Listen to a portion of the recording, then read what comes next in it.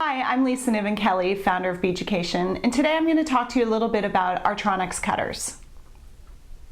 Here's a close-up view of the three Tronex that we carry, the Tronex cutters. This is the 5082, the angulated razor flush cutters. This is the 5223, the short-handled razor flush cutter, and the 7223, the long-handled razor flush cutter. This is my dirty and much-loved personal pair here.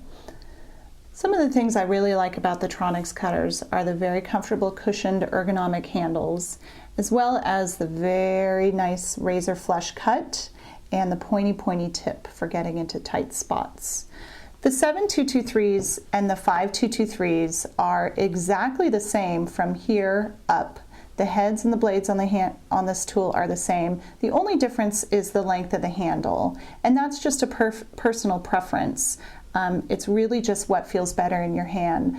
I'm kind of on the tall end of the spectrum and I have a larger hand, so it's more comfortable for me to use the longer handles, but I know a lot of people that prefer the short, so again, just a personal preference on this one.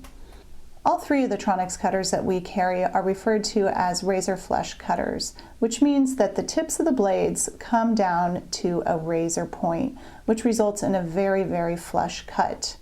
Now this guy here is an angulated cutter. It's got a smaller blade, and we use this for getting into very tight spots, like cutting apart coils or cutting the tail off of a wire wrap loop, things like that, where you need to get into a tight spot. So because the blade's on this tool a little bit smaller, you want to stick to maybe a 22 gauge wire and thinner.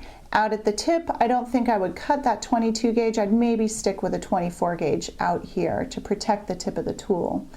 Because the blades on this guy are much larger, it enables you to cut thicker wire. But again, on this one, what we recommend is not cutting anything thicker than 22 gauge out at the top third of the blade and sticking to about 18 to 16 gauge on the rest of the tool. Let me just reiterate that on these cutters, you want to cut only soft metals such as gold fill, sterling silver, fine silver, or copper. Do not cut any steel wires, any memory wires. Those hard wires will put a permanent nick in the blade that cannot be fixed. And again, up at the tip of the tool, only cut a 22 gauge dead soft wire or thinner. If you cut thicker, you could break the tip of your tool.